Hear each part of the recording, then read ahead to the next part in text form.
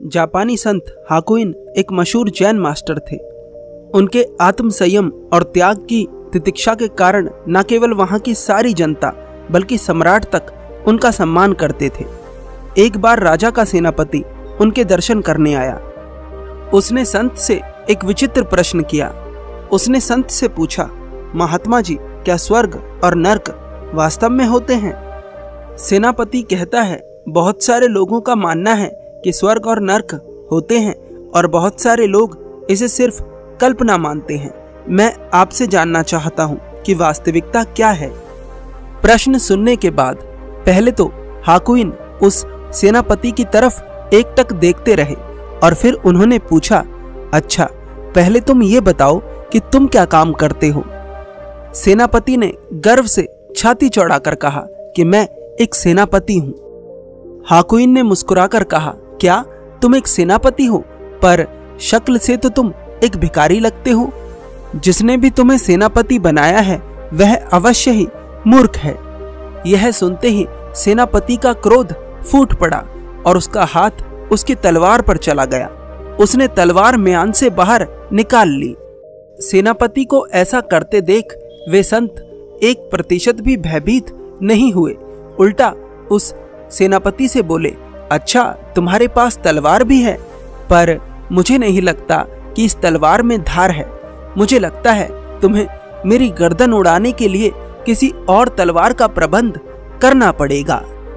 हाकुइन के इन शब्दों ने आग में घी का कार्य करा। सेनापति क्रोध में भरकर अपने स्थान से खड़ा हो गया। हाकुइन मुस्कुराए और बोले, अब नर्क के द्वार खुल चुके हैं और तुम नर्क की अग्नि में जल रहे हो। तुमने पूछा था ना कि नर्क और स्वर्ग क्या होता है, तो तुमने अब अनुभव कर लिया है। शब्दों का उत्तर इतना सार्थक नहीं होता, अनुभव की बात ही अलग है। हाकुइन के शब्दों को सुनकर सेनापति नतमस्तक हो गया। सेनापति ने तलवार अपनी मयान में वापस रख ली। क्रोध की वह प्रचंड अग्नि जो अपमान से एकदम भड़क उठी थी, वह विवेक के शीतल जल से शांत हो गई थी। सेनापति के तलवार मयान में रखने के बाद हाकुइन बोले, लो, अब स्वर्ग के द्वार खुल गए। मास्टर हाकुइन के शब्दों में छिपा ज्वलंत सत्य उस सेनापति को अब समझ आ चुका था। वास्तव में व्यक्ति जब क्रोध में होता है तो वह नर्क की अग्नि में जल रहा होता है। गौतम बुद्ध ने भी स्वर्ग और नर्क को व्यक्ति के मन से जुड़ा हुआ बताया है। जो व्यक्ति मानसिक रूप से स्वस्थ है वह स्वर्ग में जी रहा है और जो मानसिक रूप से बीमार है वह नर्क में जी रहा है। मनुष्य अपने कर्मों से अपने जीवन को स्वर्ग या नर्क बनाता है। एक छोटी सी घटना, एक छोटी सी कहानी गौतम बुद्ध के जीवन से स्वर्ग और नर्क के बारे में आपके साथ साझा करना चाहता हूं। एक बार एक राजा अपने पिता की आत्मा की शांति के लिए और उसके पिता को अगला जन्म अच्छा मिले और वे नर्क की आग में ना जले, इसलिए एक यज्ञ कर रहा था।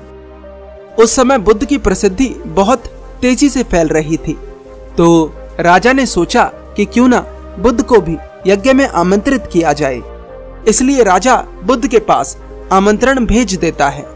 बुद्ध सही समय पर पहुंचते हैं और राजा से 2 मिट्टी के बर्तन मंगवाते हैं, जिनमें से एक में वे घी भरवाते हैं और दूसरे में कंकड़ पत्थर। बुद्ध राजा से कहते हैं कि महाराज, इन दोनों बर्तनों को जल में डाल दो और इन्हें फोड़ दो। राजा ऐसा ही करता है। राजा उन दोनों मटकों को पानी में डालकर फोड़ देता है। एक बर्तन से घी निकलता है और जल के ऊपरी तल पर तैरने लगता है। दूसरे बर्तन से कंकड़ पत्थर निकलते हैं और जल की निचली सतह में जाकर बैठ जाते हैं। बुद्ध राजा से पूछते हैं, अब आप ही बताइए महाराज, क्या किसी पूजा पाठ से, मंत्र उच्चारण से, हवन इत्यादि से ये डूबे हुए पत्थर ऊपर पानी पर तैर सकते हैं या फिर ये तैरता हुआ घी पानी में नीचे डूब सकता है? राजा कहता है, नहीं, ये तो असंभव है। बुद्ध कहते हैं, बस इतनी सी ही बात है, जिसका जैसा स्वभाव उसके साथ वैसा ही होगा। मनुष्य का स्वभाव बनता है उसके कर्मों से। जैसा उसका कर्म होगा वैसा ही उसे फल मिलेगा, और फल भी बाद में नहीं मिलता, उसे तत्क्षण मिलता चला जाता है। यदि कोई अपने कर्मों के द्वारा मानसिक रूप से बीमार है तो वह नरक में जी रहा है, और यदि कोई अपने कर्मों से अपनी मानसिक अवस्था को सही बनाए हुए है तो वह स्वर्ग में जी रहा है। मरने के बाद नरक या स्वर्ग मिलता है या नहीं, इस बारे में इन दो कहानियों में कुछ नहीं बताया गया है। लेकिन जीते जी हम जिन नरक और स्वर्ग का सामना कर सकते हैं उनके बारे में इस कहानी में पूरी तरह से समझा दिया गया है, और मुझे पूरा विश्वास है कि आप समझ गए हैं। अब जान लेते हैं कि वे कौन सी चीजें हैं जो जीवन को नरक बना देती हैं, और वे कौन सी चीजें हैं जिनके द्वारा हम जीते जी ही अपने जीवन को स्वर्ग बना सकते हैं। क्रोध, ईर्ष्या, लालच, अहंकार ये मनुष्य के जीवन को नरक बनाते हैं, और प्रेम, दया, करुणा ये जीवन को स्वर्ग बनाते हैं। और ये दोनों ही तरह के गुण आते हैं संगति से, इसलिए अपनी संगति का खास ध्यान रखें। संगति का अर्थ क्या है? संगति का अर्थ है कि आप कैसे लोगों के साथ रहते हैं, कैसी बातें सुनते समझते हैं, कैसी किताबें पढ़ते हैं, कैसी वीडियोस देखते हैं, ये सभी आपकी संगति हैं। एक कमाल की बात आपको बताता हूं, आपकी एकमात्र बुरी आदत आपके जीवन को नरक बना सकती है, लेकिन आपकी एक अच्छी आदत आपके जीवन को स्वर्ग नहीं बना सकती। कैसे? समझिए। मान लीजिए एक टोकरी है जिसके अंदर बहुत सारे आम हैं। अगर सारे आम पके हुए और मीठे हैं तो टोकरी से क्या आएगा? खुशबू।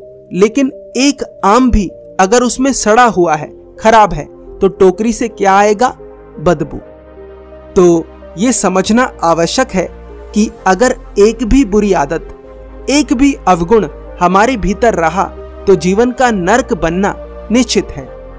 उदाहरण के लिए, आपको नशा करने की आदत है लेकिन आप दान भी करते हैं, आपके भीतर प्रेम भी है, आपके भीतर करुणा भी है, आप पूजा पाठ भी करते हैं, आप नॉनवेज नहीं खाते, आप अच्छा भोजन करते हैं, तो इतना सब करने के बाद भी आपका नशा आपके भीतर कैंसर को जन्म दे सकता है। इसलिए अगर जीवन को स्वर्ग बनाना चाहते हो तो अवगुणों को त्यागो और गुणों को चुनो, तभी जीवन स्वर्ग बनेगा, तभी जीवन के भीतर आनंद आएगा। धन्यवाद।